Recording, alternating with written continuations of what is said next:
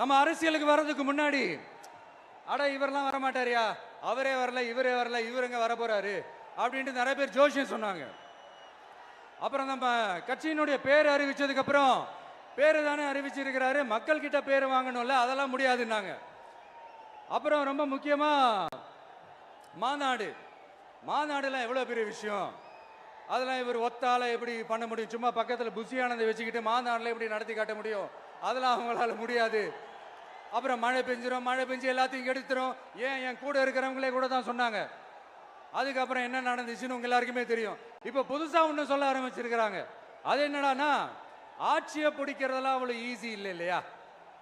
இப்ப அதெல்லாம் விட்டாங்க, இப்ப இங்க வந்துட்டாங்க. இவர் நேரா ஷூட்டிங்ல இருந்து வருவாராம், வந்து ஆட்சியை பிடிப்பாராம். அது எப்படி இவராலே முடியும், அவராலே முடியல, இவராலே முடியல, அவருக்கு அத்தனை வருஷம் ஆச்சு, இவராலே எப்படி முடியும்ட்டு ஒரு பக்கம். இன்னொரு பக்கம் கூட்டம்லாம் ஓகே தான், அது எப்படி ஓட்டா மாறும் அப்படின்றது இன்னொரு பக்கம். இப்படி கதை, திரைக்கதை, வசனம், இயக்கம், பாடல்கள்,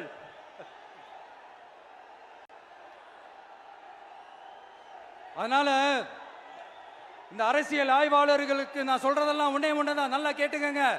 இந்த விஜய் ஏதோ இந்த பல லட்சம் பேர் கூடுற கூட்டத்தில் மட்டுமே இருக்கிறாரு அப்படின்னு மட்டும் தப்பு கணக்கு போட்டாதீங்க. ஏன்னா நம்மளுடைய இந்த கூட்டம் வெறும் ஓட்டா மட்டும் இல்லைங்க, வரப்போற தேர்தலில் மக்கள் விரோத ஆட்சியாளர்களுக்கு நாம வைக்க போற வேட்டா, நம்மளை கோட்டைக்கு அனுப்ப போற ரூட்டா